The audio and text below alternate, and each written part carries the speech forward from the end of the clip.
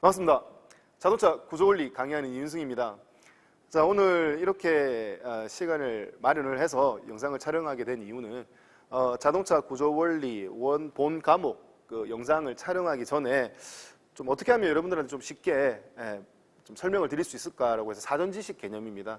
자동차 전반적인 큰 틀과 명칭에 대해서 일단 간략하게 설명을 드리고 시작하는 것이 좋겠다라고 해서 김진아 교수님, 또 도로교통법규 김진아 교수님과 함께 시간을 좀 마련을 해봤습니다. 한 3시간 정도 기획을 하고 있어요. 그래서 외형에서 한번 설명드리고, 그리고 뭐 엔진 룸, 그리고 이제 엔진만 따로 모형으로 된 거, 그리고 이제 각 부품별로 좀 확대를 해서 파트별로 좀 설명을 좀 드릴까 합니다. 자, 제가 지금 촬영하고 있는 곳은 부산 북구에 위치한 부산과학기술대에서 촬영을 하고 있고요. 실습장이 굉장히 잘 갖추어져 있습니다. 뭐 다른 기타 타 대학보다 굉장히 좋은 조건에서 실습이 이루어지고 있다, 이렇게 생각하시면 되겠습니다. 제가 강의하는 곳이기도 하고요. 자, 그러면 실제 이제 자동차에 대해서 기본적인 개념, 큰 개념부터 한번 설명을 좀 드려볼까요? 자, 지금 여기 보시는 이 승용차죠.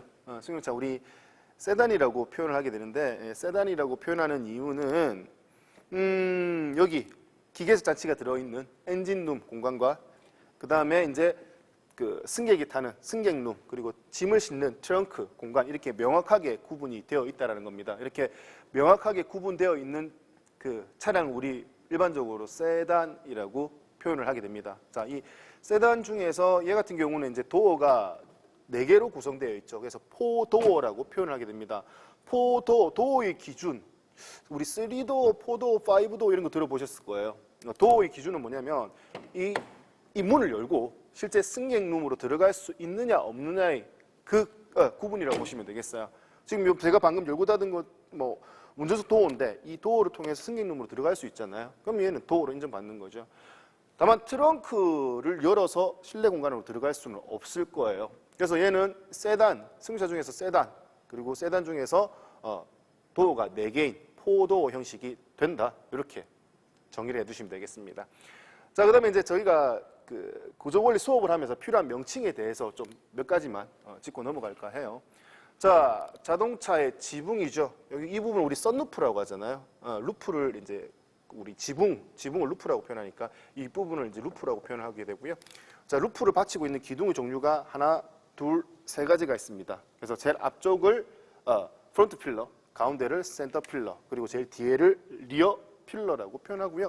편의상 A 필러, B 필러, C 필러라고 표현하기도 합니다. 그리고 이제 이 부분 우리 뭐 사이드 미러 이런 것들은 많이 표현을 하니까 이건 알고 계실 터이고, 자, 이 부분을 이제 우리 휀더라고 표현을 하죠. 앞쪽에 있는 부분을 프론트 휀더, 뒤쪽에 있는 것을 리어 휀더라고 표현을 하게 됩니다. 자, 타이어, 뭐 잘 아시는 거 타이어. 그 다음에 이쪽 부분은 휠이 될 것입니다. 휠, 타이어. 자, 그 다음에 앞쪽으로 가서 얘를 이제 프론트 범버라고 우리 표현하는 거죠. 프론트 범버에 이제 이 부분 우리 라이트라고 하죠. 전조등 혹은 라이트라고 표현하게 됩니다. 자, 그 다음에 이제 자, 제조회사 마크가 들어가 있고 공기가 숭숭 뚫려져 있어요. 그래서 이 고기 불판처럼 생겼나요? 이게 그릴이라고 하는데, 무슨 그릴이라고 하느냐? 라지에이터 그릴이라고 표현합니다. 라지에이터 그릴이라고 표현하는 이유는 이 뒤쪽에 차량의 엔진에서 받은 열을 식히기 위한 방열기가 들어가 있거든요. 그 방열기를 영어로 라지에이터라고 이야기합니다. 그래서 라지에이터 앞쪽에 고기 굽는 굴판처럼 생겨서 라지에이터 그릴이다라고 표현하는 부분이죠. 자, 그리고 이 부분을 우리 본닛 혹은 본닛이라고 하고 혹은 후드라고도 얘기를 하고요. 자, 그러면은 웬만큼 설명이 됐죠, 앞쪽에서는. 그리고 뒤쪽으로 잘 가볼까요? 자, 뒤쪽으로 와서 이쪽 부분을 우리 자, 리어 범퍼라고 얘기하고요. 이거를 이제 컨비네이션 램프라고 얘기를 합니다. 뭐 브레이크 밟으면 브레이크 등이 들어오기도 하고요. 뭐 후진 등이 들어오기도 하고요. 깜빡이 등이 들어오기도 하죠. 그래서 여러 가지 포함이 되어 있기 때문에 컨비네이션 램프 혹은 대로등이라고도 표현을 하기도 합니다. 자, 외부에서 설명드린 명칭은 이 정도에서 마무리를 하고 다음은 이제 본닛을 열고 엔진룸 안에서 또 설명을 이어가도록 하겠습니다. 자, 이번에는 엔진룸 안에서 전반적인 명칭에 대한 설명을 좀 드려볼까 합니다. 자, 조금 들어오셔가지고 자세히 보시는 게 좋겠죠. 자, 이제 보닛을 열었을 때 여기 가장 큰 범위를 차지하는 녀석이 뭐다? 뭐? 엔진이죠, 엔진. 엔진이 이녀 거의 제일 가운데 크게 포지션 자리하고 있고요. 위치하고 있고요. 그리고 엔진 보니까 이쪽 엔진 이 왼편에 있고 제가 봤을 때 여러분 보실 때 왼쪽에 있고 오른쪽 공간이 좀 많이 비어 있다, 그죠? 오른쪽 공간이 많이 비어 있고 비어 있는 아래쪽에 뭐가 있느냐? 변속기가 있죠.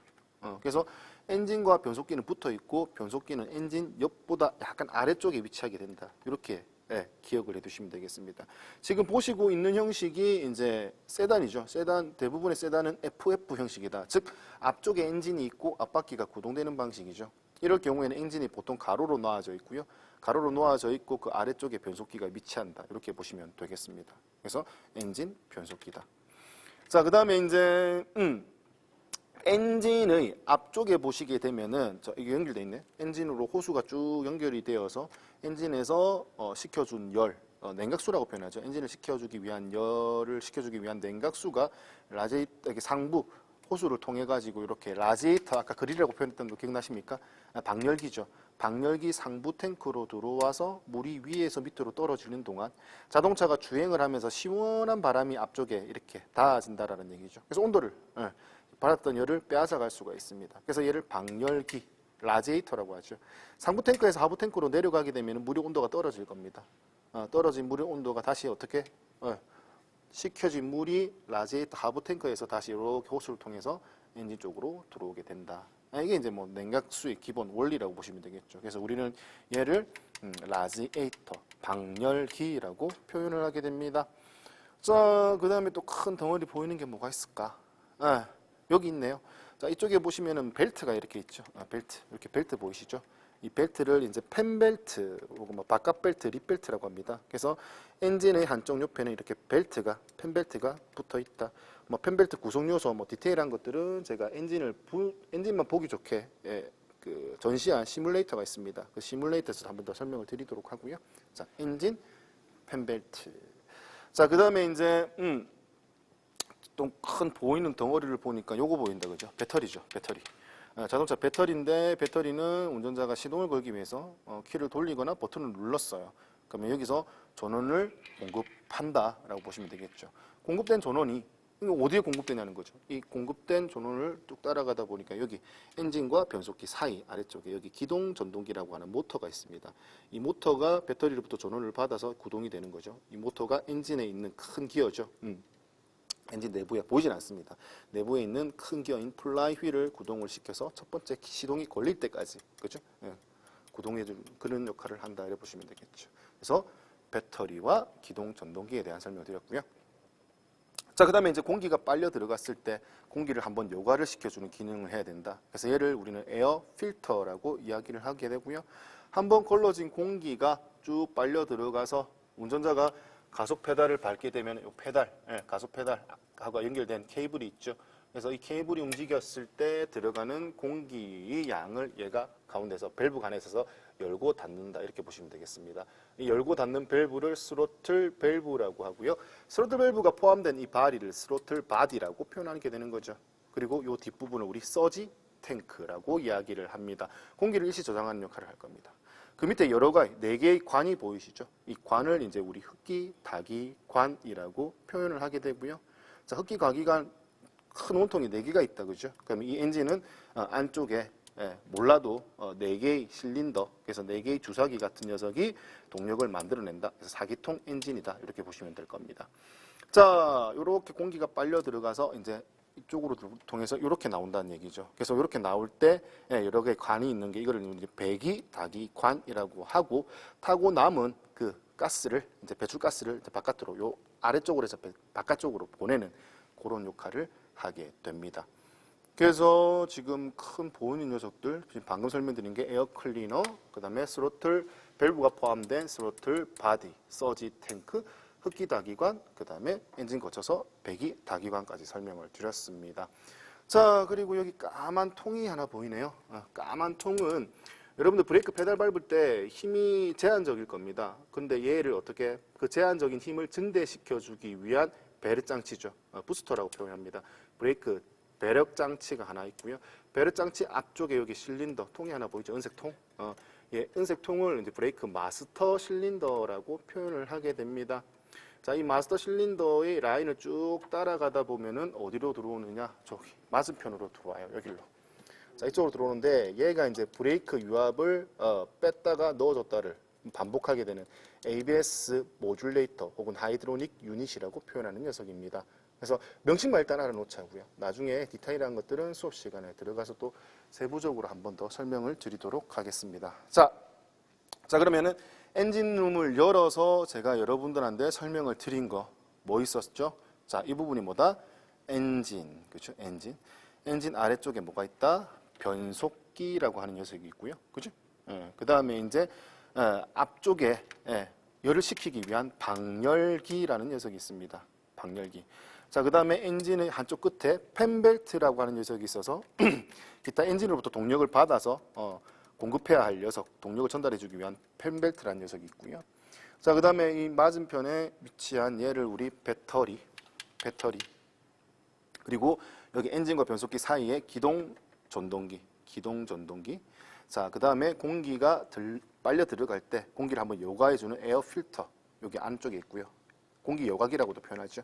자, 그 다음에 이 부분을 스로틀, 밸브가 포함된 스로틀 바디, 서지 탱크, 흡기 다기관, 그 다음에 엔진으로 들어가서 배기 다기관 순이라고 했습니다.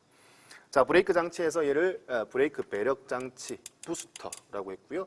아래쪽을 브레이크 마스터 실린더, 그 다음에 브레이크 액을 보관하는 리저버 탱크, 보조 탱크라고 보시면 되죠. 그리고 라인을 따라갔을 때 이쪽 반대편에 위치한 브레이크 ABS 모듈레이터라고 표현을 했습니다. 자, 그러면 엔진룸을 보고 기본적으로 설명드려야 될 내용들은 웬만큼 언급이 된 것 같습니다. 요거 하나 합시다. 자, 엔진의 오일 양을 점검할 수 있는 엔진 오일 레벨 게이지가 여기 보이네요. 그렇죠? 엔진 오일 양을 점검하는 거. 그 다음에 여기 보이시면 자동 변속기 오일 양을 점검하는 레벨 게이지도 보입니다. 왜? 이쪽이 엔진이고 이쪽이 자동 변속기이기 때문에 그렇습니다. 점검해야 될 거 하나 더 보자. 여기 보니까 여기 있네요. 냉각수의 라인, 냉각수가 얼마만큼 있는지 점검하기 위한 보조물 탱크와 연결되어 있는 라인을 확인할 수가 있고요. 방열과 연결되어 있죠. 이렇게 연결되어 있습니다. 자, 그 다음 이거는 뭐 워셔액, 우리가 워셔액을 보충하기 위한 통이라고 보시면 될 것이고요. 이거는 아까 팬벨트의 구성 요소입니다. 우리 핸들을 가볍게 돌리기 위해서 오일 장치, 오일 펌프를 씁니다. 그래서 파워 스티어링 오일 펌프에 그 액을 공급해주는 리저버 탱크라고 보시면 되겠습니다. 파워 스티어링 오일 펌프 보조 탱크라고 보시면 되겠습니다. 자, 그래서 여기까지 해서 엔진룸을 열고 기본적인 명칭에 대해서 전반적으로 설명을 드렸습니다. 자, 오늘 배웠던 거 간단하게 일단 얘기하면, 자, 이게 지금 법으로 법령사 나눴을 때 얘는 뭐예요? 차 무슨 종류예요 이게? 승용이죠. 왜? 몇 명이야? 10인 이하죠. 5명 탈 수 있잖아요. 그리고 얘는 차량의 종류는 뭔데? 이거 준준형인데 배기량이 뭐 1600cc 그렇다 치고, 일단은 이거는 뭐예요? 엔진룸, 승객룸, 트렁크룸이 명확하게 나눠져 있죠. 이렇게 엔진룸, 승객룸, 트렁크룸까지 명확하게 나눠진 걸 뭐라고 한다? 세단이라고 얘기를 한댔죠. 자, 그리고 제일 앞쪽에 있는 기둥, 야, 지나가시는 분 다 뭐 뭔 일인가 다 쳐다보신다, 그치?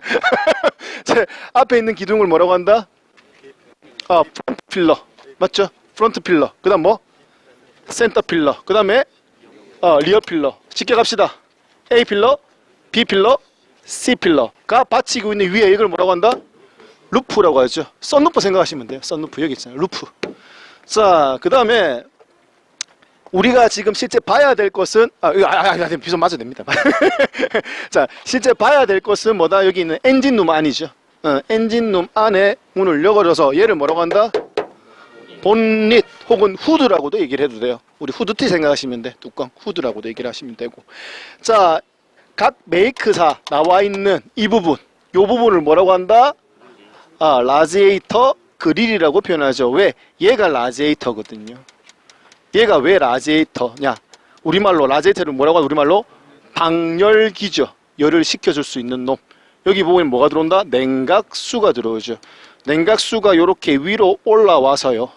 위로 올라와서 상부 탱크에서 하부 탱크로 내려가는 동안 차량 앞쪽으로 시원한 바람이 들어와서 물을 식혀준다고요. 그래서 방열기, 라지에이터. 그리고 아래쪽으로 내려가서 어떻게 이 식혀진 물이 다시 어디로 들어간다? 엔진으로 들어가게 된다. 삼성차를 보시면 알겠지만 썸머스탯, 우리 수온 조절기라는 게 어디에 있다? 들어가는 쪽에 있거든요. 현대 기아차 과거에 있는 것들은 전부 어디에 있었다? 나가는 쪽에 있었어요. 그래서 현대 기아는 전부 다 냉각수가 출구 제어 방식인 반면에 르노 삼성은 과거부터 입구 제어 방식을 썼어요. 입구 제어 방식을 쓰게 되면은 이거 다 데펴지고 나서 작동되기 때문에 얘가 빈번하게 작동이 안 돼요. 그렇기 때문에 내구성이 좋아요. 이 차 아시겠지만 올드 5, 올드 3 고장이 안 나요. 그 중에 하나 여기도 긴 합니다. 서머스탯이 굉장히 잘 나가거든요. 수온 조절이 잘 나가요. 현대기아 웬만하면 엄청나게 자주 나갔었어요. 근데 얘가 입구 제어 방식을 쓰게 되면 단점이 있죠. 뭐예요? 워밍업이라고 하죠. 워밍업. 그러니까 엔진이 처음에 시동 걸어서 차가운 온도에서 정상 작동 온도 80 플러스 마이너스 5도 되는데 시간이 많이 걸리는 거죠. 대신에. 공전 시 어떻게 워밍업 하는 시간이 조금 길어지는 단점이 있지만 그 외 나머지는 고장 전혀 신경 안 써도 다 된다는 얘기죠. 이거 이제 이런 방열기가 있는 부분. 그래서 이쪽에 방열기를 영어로 라지에이터, 고기 굽는 불판처럼 생겼지. 그릴. 그래서 이 부분을 라지에이터 그릴이라고 표현하고요. 얘가 친환경 자동차 중에서 전기차를 보시면 이 부분을 보면 전기차인지 아닌지 명확하게 구분할 수 있죠. 왜? 여기가 뚫려 있으면은 열을 식혀줄 수 있게끔 라지에이터 그릴이 있어 들어가서 식혀서 얘는 내연기관이죠. 엔진을 쓰는 거지. 우리 내연기관 엔진을 쓰는데 만약 여기가 막혔다. 그럼 대부분 뭐다? 전기차라고 보시면 되는 거죠. 그래서 라지에이터 그릴이 조금 중요해서 말씀드렸습니다. 자, 그러면 이제 본닛을 열었으니까 이제 안쪽에 들어와서 얘기를 해보자고요. 자, 실제 이제 가장 넓은 면적을 차지하는 이 부분을 우리 뭐라고 한다? 엔진이라고 이야기를 하죠. 자, 이거 배기량이 나와 있어요. 배기량 1600cc가 되겠지. 1600cc. 그럼 이건 몇 기통? 대부분 다 제가 4기통이라고 있죠. 4기통이기 때문에 하나, 둘, 셋, 4개가 들어앉아 있었고 있게 되고 이 4개 각각 다 얼마씩 400cc가 조금 안 되게 만들어졌어요. 근데 우리 1600cc라고 편의상 얘기하는 거고요. CVTC는 이건 엔진 이름인데 이 가솔린 엔진에 Continually Variable Timing 컨트롤러예요. 그러면은 이게 뭐냐면은 밸브, Continually 밸브입니다. 그러니까 즉 밸브에 가변을 줄 수 있다고요. 우리 배우시겠지만 나중에 밸브 오버랩 제어하는 게 나올 겁니다. 그 밸브 오버랩을 제어하는 가솔린 엔진이라고 CVTC라고 이름을 붙인 거예요. 이 똑같은 이름을 현대 기아에서는 뭐라고 한다? CVVL, CVVT라고 표현하는 겁니다. 그 기능을 르노 삼성에서는 똑같은 걸 CVTC라고 이야기를 하는 거고요. 자, 이 가솔린 엔진 옆에 보면은 한쪽에 푹 쳐져 있어요. 항상 엔진 옆에는 뭐가 붙어 있다? 변속기라는 것이 붙어 있죠. 변속기. 그래서 엔진 옆에 낮고 떨어져 있는 얘를 우리 뭐라고 한다? 변속기라고 얘기하는 거예요. 그래서 우리 물리적으로 봐도 엔진 옆에 바로 뭐가 붙어 있다? 변속기가 붙어 있는 거죠. 변속기인데 얘는 무슨 변속기? 자동 변속기예요. 자동 변속기이기 때문에 엔진 변속기 사이에 클러치가 들어간 것이 아니라 얘는 뭐가 들어가야 된다? 뒤에 배우시겠지만 토크 컨버터라는 녀석이 들어가 있어요. 클러치도 마찬가지고 토크 컨버터도 마찬가지고 이 사이에 들어가 있어서 뭐 어떻게 한다? 동력을 전달하는 기능을 하거든요. 외부에서 눈으로 볼 수 있다 없다? 없어요. 눈으로 볼 수 없어요. 사이에 있긴 있지만. 자, 그리고 이제 얘 같은 경우는 우리 FF 방식이라고 얘기하죠. 앞쪽에 엔진이 있고 앞바퀴에서 동력을 전달해서 앞에서 다 끝나야 돼요. 뒤로 가는 게 없죠. 그럼 동력 전달 순서가 어떻게 되는데? 엔진 맞죠? 변속기 사이에 동력 전달 장치, 클러치 혹은 토크 컨버터가 들어갈 것이고요. 얘는 뭔데? 변속기 아래쪽에 차동기어 장치까지 같이 포함하고 있는 거죠. 그래서 변속기하고 차동기어 장치 포함해서 한꺼번에 있는 것을 뭐라고 한다? 엑슬이라고 표현하게 되는 겁니다. 트랜스 엑슬 아래쪽으로 보시면 양쪽에 축이 꽂혀져 있어요. 한쪽은 길게 꽂히겠지. 왜? 자동 계산치 여기 있고 한쪽은 길게 들어와야 되고 한쪽 이쪽밖에 짧으니까. 그리고 운전자가 핸들을 돌리게 되면 바퀴가 조향돼야 되니, 예, 각이 꺾인 상태에서도 동력을 전달해야 돼. 근데 각이 꺾임이 많죠. 핸들 꺾인 걸 같이 꺾어야 되니까. 그래서 사용되는 축, 등속, 자재, 이음, CV, 조인트라고도 얘기를 하죠. 그래서 한쪽이 FF 방식에는 어쩔 수 없이 한쪽이 길고 한쪽이 짧을 수밖에 없는 특징을 가지고 있어요. 왜? 엔진 변속기를 같이 이렇게 횡으로 세우다 보니까. 자, 횡이 아닌 종으로도 세울 수 있죠. 실린더를. 그러면 우리 번호 매길 때 이렇게 하는 거예요. 플라이 휠이 어디 있어요? 플라이 휠. 플라이 휠이 어디 있을까요? 플라이 휠. 엔진의 플라이 휠이 어디 있을까요? 엔진 기준으로 이쪽에 있을까요? 이쪽에 있을까요? 미션 쪽에 있어야 되지. 미션에 변속기에 클러치와 붙어 있는 게 플라이 휠이고요. 변속기에 토크 컨버터가 붙어 있는 게 플라이 휠이에요. 그래서 플라이 휠의 반대쪽부터 1번 실린더라고 보시면 돼. 그러면 플라이 휠이 이쪽이니까 이쪽부터 몇 번 실린더? 1번, 2번, 3번, 4번 이렇게 가시면 된다고 보시면 되지. 그래서 1번 실린더 바깥쪽에는 항상 무슨 벨트가 있다? 이런 바깥에 펜벨트라는 녀석이 있습니다. 펜벨트. 제가 얘기했죠. 펜벨트가 하는 역할, 아까 제가 수업 시간에 말씀드렸지만 펜벨트에 에어컨 컴프레셔 말씀드렸죠. 에어컨 컴프레셔가 어디에? 여기 밑에. 여기 지금 발전기예요. 엔진과 맞물려서 엔진 크랭크 축이 돌면은 펜벨트로 발전기가 동력을 받아서 전기도 만들고요. 그리고 그 아래쪽에 보시면 뭐가 있다? 에어컨 컴프레셔가 있어요. 그래서 얘가 어떻게 에어컨을 AC를 누르게 되면 어떻게 얘가 압축 압력을, 그러니까 에어컨 압력을 냉매를 보내면서 힘을 빼앗기게 되니까 엔진 회전수가 떨어진다고. 그 떨어지는 것을 보완해주기 위해서 에어컨 스위치 딱딱 되는 순간 어떻게? 공전 회전수를 올린다고. 공전 회전수 얼마라고 했어요 제가? 800? 800 된다 했죠. 그래서 스위치 넣는 순간 어떻게? RPM 더 올라갈 수 있다는 얘기겠지. 그리고 여기 있는 발전기가 구동이 되면서 발전기잖아. 그럼 전기를 만들어서 어디에 보내준다? 여기 배터리 충전하는 거지. 처음에 왜? 내가 시동을 걸 때 여기서 안 보이지요? 여기 뒤편에 있습니다. 안쪽에. 잘 안 보이는데 여기 안쪽에 벤진과 변속기 사이에 뭐가 있다? 기동 전동기라는 녀석이 있거든. 그래서 배터리로부터 전원 받아서 내가 키 스위치 돌리는 순간 기동 전동기가 돌려가지고 길 하는 상태는 무슨 상태? 크랭킹. 그때 회전수 얼마? 200에서 300 RPM 된다 했잖아요. 그렇게 전원을 뽑아서 시동을 걸어서 이제 동력을 뽑았으니 이제 고생했잖아. 그래서 엔진이 돌아가 자생해서 스스로 돌고 동력을 만들어낼 때 발전기를 묶어서 어떻게 얘를 충전해 줄 수 있다라는 개념입니다. 발전기 장력 고무 벨트로 되어 있기 때문에 오래 쓰면 어떻게 되겠어요? 조금 느슨해지겠죠. 삭기 전에. 일단 먼저 느슨해질 거예요. 느슨해지면 벨트와 금속 사이에서 미끄럼이 발생될 거예요. 그래서 어떻게 고음이 듣기 싫은 소리가 나요. 끼 소리가 나요. 근데 그 소리가 언제 많이 나느냐? 좌우로 핸들 돌릴 때 제일 먼저 일어나게 됩니다. 좌우로 핸들 돌릴 때 왜 먼저 일어나느냐? 자, 여기 보시면은 이거 보이세요? 요거 탱크. 요 탱크가 뭐냐면 우리 파워 핸들이라고 얘기하잖아요. 핸들 돌릴 때 내가 오른쪽 우회전 좌회전 할 때마다 어떻게 펌핑을 해가지고 핸들을 쉽게 돌리게끔 만들어주는 장치가 여기 있거든요. 그럼 이 유압을 받아서 요거 라인을 따라가다 보면 여기 안에 뭐가 있다? 펜벨트에 여기 오일을 받아서 움직이는 펌프가 같이 물려 있어요.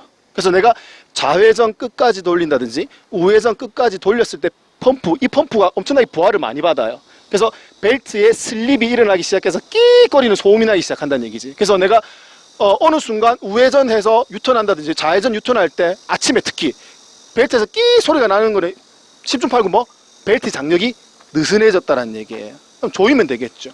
그래서 이거 점검하는 기준이 뭔데 10kg의 힘으로 눌렀을 때 얼마? 1cm, 2cm. 과거에는 2cm까지라고 얘기했지만 요즘 나오는 건 거의 1cm라고 보시면 돼요. 눌렀을 때. 그렇게 변형이 되면 된다라고 보시면 되는 거고요. 자, 그래서 여러분들이 여기서 알아두셔야 될 거. 그러면은 엔진의 펜벨트에 걸려서 엔진의 부하를 일부 좀 빼앗아, 엔진의 동력을 일부 빼앗아 가는 것들에 뭐 있는지 한번 얘기해 볼 수 있어야 되죠. 문제를 낼 수 있어요. 펜벨트에 걸려 있는 부품이 아닌 거 골라낼 수 있어야 되겠지. 그럼 반대로 펜벨트에 걸려 있는 게 뭔데? 아까 이거 발전기. 그 다음에 요 밑에 뭐 있어요? 에어컨 컴프레셔 있고요. 그 다음에 여기 뭐 있다? 파워 스티어링 오일 펌프 있고요. 그리고 아까 얘기했지만 냉각수도 어떻게 된다? 순환이 되겠죠. 냉각수 순환시키기 위해서 어떻게 물을 회전시키는 펌프가 있죠. 물펌프도 같이 물려 있어요. 그래서 팬벨트에 같이 물려 있는 것들이 뭐 있는지 정도는 알고 계셔야 합니다. 기본적으로. 자, 갑시다. 다시. 자, 엔진이 이렇게 가로로 나아진 경우가 대부분 다 FF 방식이고, FR 방식은 엔진이 대부분 어떻게 됐다? 열면은 세로로 나져 있어요. 그래서 우리 큰 RV 차량도 놀면은 여기 팬벨트 여기 들어앉아 있어요. 여기서. 여기 팬벨트 여기서 돌고, 엔진이 어떻게 된다? 순서 1, 2, 3, 4, 5, 6, 뭐 6기통 이렇게 쭉 가면은 이게 쭉 내려가잖아요. 변속기가요. 낮고 길게 내려가서 운전석과 동수석 사이를 지나가요. 그래서 변속기가 낮고 길게 생기지요. 그래서 FR 방식의 변속기는 어떻게 한다? 깔때기처럼, 확성기처럼 낮고 길게 들어갑니다. 그래야지 뒤쪽으로 동력을 전달하기 위한 축이 있죠. 무슨 축? 추진축의 길이를 최대한 어떻게 한다? 짧게 가져갈 수 있거든요. 그래서 엔진이 대부분 다 가로로 나져 있으면 FF 방식이라고 보시면 되고, 세로로 나져 있으면 뭐다? FR 방식이라고 보시면 되겠어요. 그렇게 구분하실 수도 있다는 얘기죠. 자, 그 다음에 이제 뭐 대부분 다 바깥쪽은 됐고, 그럼 배터리 얘기했고, 이쪽 얘기했고. 자, 이제 가솔린 엔진에서요. 시간 많이 남았네. 가솔린 엔진에서 폭발을 하기 위해서 기본적으로 얘가 필요한 것들이 있죠. 가솔린 엔진에서 연소하기 위해서 가장 필요한 게 뭐가 있는데? 숨 쉬어야 되니까 공기 있어야 되지. 공기 중에 산소. 그 다음 뭐 있어야 돼? 연료 있어야 되죠. 그 다음 뭐 있어야 된다? 불꽃 있어야 되죠. 그 과정에 대해서 보자고요. 자, 크랭킹을 하게 되면은 피스톤이 상사점에서 하사점 여기 안에서 피스톤이 위에서 밑으로 공기를 빨아당긴다고, 우리 숨 쉬듯이. 그러면은 공기가 빨려 들어가겠죠. 어디로? 여기 보시면은 요 라인 있죠. 요 라인 따라서, 요 라인 따라서 보시면은 이쪽 끝에 요 라인 앞에서 어떻게 공기를 빨아당깁니다. 빨아당겨서 여기 아래쪽으로 들어온 공기가 어떻게 필터를 거치게 되죠. 그래서 얘를 뭐라고 한다? 에어 필터가 여기 안에 있겠죠. 그러면 밑에서 위로 올라오면서 공기에서 이물질 걸러주겠지. 공기 이물질 에어 필터로. 그 다음 걸러준 공기가 어디로 간다? 여기 들어가는데 여기 뭐가 있다? 스로틀 바디입니다. 여기가 스로틀 바디. 스로틀 바디의 안쪽에 뭐가 있다? 스로틀 밸브가 있죠. 들어가는 과정에 여기 센서 있네요. 왜? 전기 배선 붙은 게 센서거든요. 자, 공기가 흘러가는 과정에 직접 계측하지. 공기 유량을 직접 계측하는 방식. AFS 뭐뭐 있어요? 직접 계측하는 방식에. 에어플로 센서에 공기 유량을 직접 계측하는 거잖아. 들어가는 라인에. 뭐 있는데? 아니, 직접 그 베인식이 있고, 칼막, 와류식, 그 다음에 열선, 열막식이 있죠. 아니, 가장 비싼 거. 뭐? 열선, 열막식이라고 보시면 되겠습니다. 좋은 거 써요. 그래서 삼성차가 개인적으로 좀 좋아해요. 자, 그 다음에 여기에 스로틀 바디가 있는데, 스로틀 바디 다음에 공기를 일시 저장하는 탱크가 있죠. 이 탱크를 뭐라고 한다? 서지 탱크라고 하고, 그 다음에 요 호수들 있죠. 호수들. 서지 탱크에 여러 가지 호수 꽂혀 있잖아요. 이걸 전부 다 뭐다? 진공호수예요. 서지 탱크에서 피스톤에서 상사점 하사점 당기는 진공이 작동되니까 진공호수가 여러 개 붙어 있단 말이에요. 그리고 이 서지 탱크 아래쪽에 뭐가 있다? 보시면 알겠지만 뭐가 있어? 흡기 다기관. 공기가 여러 개로 나뉘어서 들어가죠. 왜? 실린더가 4개니까 4개로 각각 들어가야 되고, 그러면 이 공기가 빨려 들어갈 때 위쪽에 뭐가 있다? 헤드에 뭐가 있다? 캠축이 있겠죠. 캠축에 의해서 밸브가 단속이 되면은 흡기 밸브 거쳐서 연소실로 들어가죠. 그러면 4가지 행정, 흡입, 압축, 폭발, 배기 과정 거쳐서 어떻게 된다? 배출가스가 이쪽 앞쪽으로 나오겠죠. 그럼 배기 다기관을 통해서 어떻게 된다? 배출가스가 나와서 아래쪽으로 흘러서 나가게 됩니다. 자, 이 차의 단점 뭐? 흡기가 1로 들어오고 배기가 1로 들어가면은 라지에이터가 열받겠죠. 그럼 열시키기가 안 좋겠죠. 그래서 요즘 나오는 차량 보면 어떻게 흡기 인테이크가 어느 쪽으로? 앞쪽으로 들어오는 차들이 많아요. 앞쪽으로 들어와서 열을 최대한 식히게끔 만들고 배기를 어느 쪽으로? 저쪽 반대쪽으로 빼는 경우가 많아요. 근데 흡기인지 배기인지 어떻게 구분해? 색깔을 보시면 돼요. 이 빨간색 주철 쓰는 거. 잠깐만요. 자, 열에 잘 견뎌야 되기 때문에 빨간색 주철, 이렇게 뜨거운 거 표시, 되지 말라고 표시 있는 쪽이 뭐예요? 배기라고 보시면 돼요. 그리고 흡기는 요즘에는 이거는 뭐 알루미늄 합금으로 만들어졌지만 요새는 무게 경량화를 위해서 뭘로? 흡기는 대부분 다 플라스틱으로 많이 만들어요. 플라스틱, 내열성 플라스틱 가지고. 그래서 이렇게 흡기 다기관, 연소실, 배기 다기관 이렇게 보시면 되고, 배기 다기관에 이거 배선 꽂혀 있죠. 배기 다기관에 전기 배선 들어가는 건 뭐밖에 없다? 산소? 센서밖에 없겠죠. 그래서 그거예요. 그래서 공기가 어떻게 된다? 에어 필터, 그 다음에 공기 유량 계측기, 직접 계측. 만약에 여기에 배선이 없어. 그럼 어디서 찾아라? 여기 주변에 찾으면 되죠. 서지 탱크에 이렇게 딱지 붙어 있든지 호수가 올라와서 여기 센서가 붙어 있으면 이건 무슨 계측? 간접 계측 방식에 여기 없고 여기 있으면 뭐 맵 센서라고 보시면 되겠습니다. 그래서 여기가 뭐 스로틀, 밸브가 있는 스로틀, 바디, 서지, 탱크, 흡기, 다기관, 그 다음에 연소실, 배기, 다기관, 산소에서 거쳐가 뒤로 나가는데 뒤로 나갈 때 저 중간에 나가는 쪽에 이렇게 그 얼금얼금하게 그 육각 저 길게 생긴 육면처럼 생긴 거 있죠. 길다랗게 생긴 거. 그걸 뭐라고 한다? 3원 촉매장치죠. 촉매장치 거쳐가지고 그대로 어디로 간다? 소음기로 해서 머플러라고 해서 바깥으로 빠지게 된다. 그게 공기 흐름의 전부죠. 자, 그 다음에 이제 들어가는 게 뭐다? 연료가 필요하죠. 연료 탱크 어디 있는데요? 뒷좌석 시트 밑에 있어요. 뒷좌석 시트 밑에 그 시트 안에 있는 그 탱크 안에 펌프가 같이 붙어 있죠. 탱크가 어떻게 펌프가 같이 붙어가 펌프가 연료를 퍼올리게 되면 여기 보시면 연료를 쏘는 뭐가 있다? 인젝터라는 녀석이 반드시 붙어 있어야겠죠. 흡기 쪽에. 그래서 여기 보시면은 여기 아래쪽에 잘 안 보이시겠지만 여기 안쪽에 깊이 인젝터가 박혀 있어요. 자, 인젝터가 박힌 위치를 보니까 어디야? 흡기 밸브 바로 앞에 박혀 있어요. 흡기 밸브 바로 앞에 인젝터가 박혀 있는 방식을 우리 뒤에서 배우겠지만 뭐라고 한다? MPI 방식이라고 얘기하죠. MPI 다음 나온 게 뭔데? GDI, 직분사 방식. 그거는 연소실 안에다 쏘는 거니까. 그래서 연료가 올라와서 이 공급 라인을 통해서 여기 인젝터가 뒤에 보일 겁니다. 깊이 보시게 되면은. 그래서 인젝터를 통해서 연료를 분사하게끔 하고 연료가 남는 거 뭐에 의해서 연료 압력 조절기에 의해서 조절을 해서 다시 탱크로 리턴 시켜준다. 이렇게 보시면 되겠죠. 올라오는 라인에 차량 뒷좌석 밑으로 올라올 때 중간에 뭐가 있다? 연료 필터가 있어요. 그래서 연료의 공급 순서를 보시게 되면은 뒷좌석 밑에 연료 탱크, 연료 펌프, 연료 필터 거쳐서 어떻게 연료 분배 파이프를 통해 이쪽으로 올라오죠. 그래서 인젝터에서 연료 쏘고 그다음에 남는 거 어떻게 한다? 연료 압력 조절기를 통해서 다시 탱크 쪽으로 들어갈 수 있다. 이게 연료의 흐름인 거죠. 자, 그 다음에 이제 이거를 두 개를 뭐 한 세 개 정도 풀어가지고 보면은 바로 뭐가 나온다? 점화 장치가 나와요. 점화 장치. 점화 장치는 뭐 불꽃이죠. 불꽃. 내가 원하는 타이밍에 불꽃을 공급해주기 위해서 필요한 점화 장치가 요 위에 뜯어보면 나와 있다라는 겁니다. 자, 그러면 이제 공기의 흐름, 연료의 흐름, 불꽃은 제가 또 나중에 점화장치 하면서 설명을 드릴 거고 안 보이는 거니까 됐고. 자, 그다음 눈에 보이는 것도 몇 가지 합시다. 이거 뭐예요, 이거? 이거 뭐? 쿨런트라고 적어놨잖아요. 그래서 이건 냉각수. 이거는 뜨거울 때 열면 안 됩니다. 맥시멈, 미니멈 사이에 한 3분의 2 지점에 있으면 되는 거고요. 그래서 여기 보시면 알겠지만 여기 이거 라제이터 압력캡이죠. 압력캡 아래쪽에 보면 이렇게 목 라인에 따라가면 되죠. 그럼 이건 뭐다? 보조 물탱크라고 보시면 되죠. 그래서 보조 물탱크에 물만 적당히 채워 놓으시면 어떻게 된다? 여기 압력이 온도에서 높고 낮아짐에 따라서 여기 안에 밸브 두 개 있죠. 무슨 밸브? 압력 밸브, 진공 밸브가 있죠. 그래서 온도가 올라가면 압력 밸브가 열려서 이 보조 물탱크처럼 물이 나오죠. 온도가 떨어지면 압력이 낮아서 어떻게?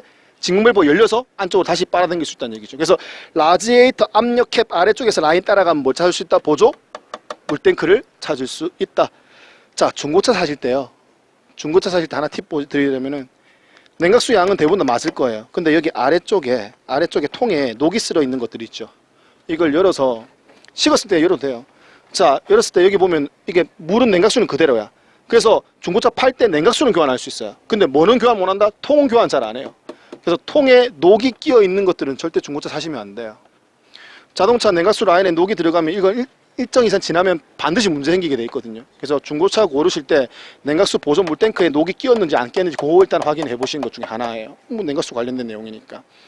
자, 그 다음에 이제 얘가 뭐다? 브레이크 액 넣는데 그럼 얘가 뭐가 된다? 브레이크 마스터 실린더가 되겠죠. 브레이크 페달을 밟아 푸시로드 걸쳐서 이건 뭐야? 진공식 배력 장치. 왜 진공식인데? 진공 호수 꽂혀가지고 따라가면 어떻게 된다? 이쪽에 진공 호수가 꽂히거든요. 그래서 브레이크 페달을 밟기 전에는 저쪽은 뭐 대기압, 이쪽은 진공압이 되는 거지. 브레이크 페달 밟는 순간, 밟기 전에는 파워 피스톤 기준으로 양쪽 다 진공인 거지. 진공이다가 내가 브레이크 페달 밟는 순간 앞에는 진공, 뒤에는 대기압이기 때문에 힘이 생겨서 쭉 밀어주는 거죠. 그래서 이렇게 진공 호수가 이렇게 앞쪽에 꽂혀져 있습니다. 만약에 호수가 찢어지면 어떻게 될까? 요거 찢어졌어. 당연히 안 되죠. 어떻게 안 되냐고요. 진공이 안 생기는 거지. 그래서 이쪽에서 당겨주지를 못하니까 배력이 안 돼요. 브레이크가 무거워지겠죠. 자, 그 다음에 여기가 뭐다? 마스터 실린더죠. 브레이크 마스터 실린더, 제가 텐덤형이라고 말씀드렸죠. 텐덤 맞습니까? 자, 유압이 들어왔어요. 여기 위에 내려가가지고 여기 라인 하나, 두 개 있네. 맞죠? 방이 두 개로 나눠져서 이 방 따라가면 이쪽으로 들어오지. 이게 뭐다? ABS 하이드로닉 유닛. 많이 들어봤잖아. 모듈레이터라고 하는 거. 그래서 라인 두 개 들어가서 여기서 어떻게 돼? 급브레이크 밟았을 때 슬립률이 20% 높아지게 되면은 감압 유지 증압, 감압 유지 증압 계속 돌려서 여기서 어떻게 펌핑 작업 해준다고요. 얘가 뭐다? ABS 하이드로닉 유닛입니다. 하이드로닉 유닛. 유압을 제어하는 장치인 거죠.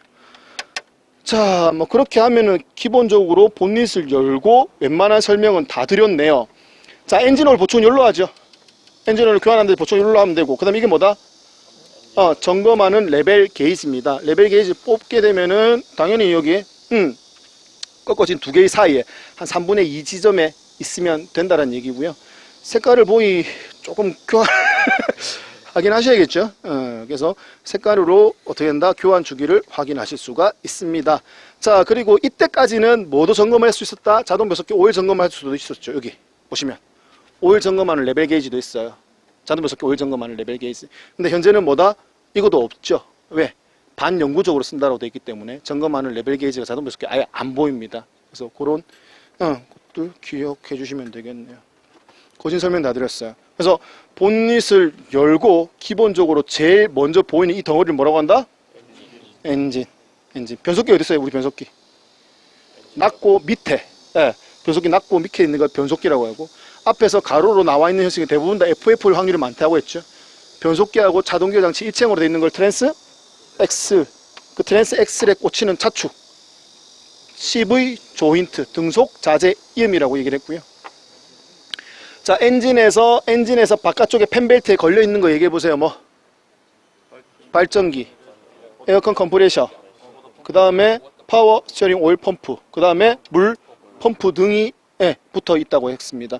발전기가 전기 충전해 준다고 했고, 그럼 전기 써서 시동 걸 때 기동 전동기는 엔진 변속기 사이 저 반대쪽에 위치하고 있다. 일부 현대차의 앞에 나와 있는 경우도 있습니다. 일단 기동 전동기 찾으려면 뭐지 찾으면 돼? 엔진과 변속기 그 경계선에 찾으면 되겠죠. 왜? 기동 전동기가 뭘 돌려야 되는데? 플라이 휠을 돌려야 되니까. 그 플라이 휠을 돌리는 그 과정을 뭐라고 한다? 크랭킹이라고 한다. 크랭킹 배속수 얼마? 200에서 300 RPM이라고 말씀을 드렸습니다. 자, 공기의 흐름. 자, 에어 필터, 공기유랑 계측기, 서지, 스로틀, 바디, 밸브 포함한 바디, 서지, 탱크, 흡기, 다기관, 연소실, 배기, 다기관, 삼원, 촉매장치, 그 다음에 뭐? 소음기. 자, 연료는 연료 탱크, 펌프, 필터, 그 다음에 연료 분배, 파이프, 인젝터로 연료 분사시키고요. 그 다음에 열람유 조절기에서 리턴되는 게 있습니다. 자, 흡기 밸브 바로 앞에서 분사하는 방식을 뭐라고 한다? MPI, 연소실에 직접 분사하는 방식을 GDI. 그거보다 더 과거에 스로틀 밸브 앞에서 하나의 포인트를 잡고 연료를 분사하는 방식을 SPI. 이 전부 다 뭐다? 전자 제어식이죠. ECU 제어를 받는 거. 왜? 센서가 필요한 거고. 여기 공기 유량 계측기, 여기에 산소 센서 등이 있다라고 했습니다. 자, 그 다음에 이제 점화 장치는 여기 뚜껑 열어보면 알겠지만 뭐가 있다? 점화 코일 및 점화 플러그 같이 붙어 있죠. 이거는 DLI 방식이라고 얘기를 하죠. 디스트리뷰터 레스, 배전기가 없는 점화 방식이라고 또 이야기가 나올 겁니다. 그럼 이게 다 했잖아요, 거의. 저쪽 브레이크 장치까지 싹 다. 마스터 실린더, 파워 스티어링 오일 장치. 됐죠? 그러면 이제 여러분들이 본닛을 열고도 이제 대충 보면 큰 흐름은 잡으실 수 있을 거예요. 그리고 뭐 보다가 궁금한 거 있으면은 뭐 이건 뭐냐고 저한테 물어보셔도 되고요. 됐습니까? 그래서 오늘 실물을 보고 얘기하는 거는 여기로 끝내기 전에, 자, 핸들 한쪽으로 좀 꺾어주세요. 자, 우리 여기에, 자, 호칭 치수 알고 수 있죠? 자, P185가 뭔데요? 시험 잘 나오는 거죠? 185가 뭔데? 패신저 승용용 타이어 P고, 185가 뭔데? 타이어 폭을 나타내는 거죠. 185mm. 65가 뭔데? 편평비죠. 편평비. R은 뭔데? 레이디얼 타이어 종류고, 15는 뭐다? 여기 인치를 얘기한다. 휠의 인치. 15인치 되게 작은 거란 얘기죠. 자, 그 다음에 여기 보면 마모 한계점이 여기 나와 있죠. 즉 무슨 말이냐? 홈으로 쭉 파져서 내려가다 돌출부 하나 있죠. 여기 홈 내려가다가 돌출부 있죠. 여기도 홈레가 돌출부 있어요. 그래서 타이어가 다 됐는지 안 됐는지는 요거 보면 되죠. 요 돌출부가 바깥에 면하고 일치될 때까지 타시면 돼요. 이거 아직 많이 남았죠. 그래서 이 인디케이터가 얼마? 제일 바닥에서 여기까지 1.6mm 튀어나와서 여기 설치가 돼 있어요. 이 튀어나온 게 어떻게 외부의 면과 일치될 때까지 타시면 된다. 뭐 타이어는 뭐 요 정도 하면 끝났고요. 자, 여기까지 해서 자동차를 보고 기본적인 명칭이라든지 여러분들 꼭 알고 계셨으면 하는 내용들을 설명을 드렸습니다.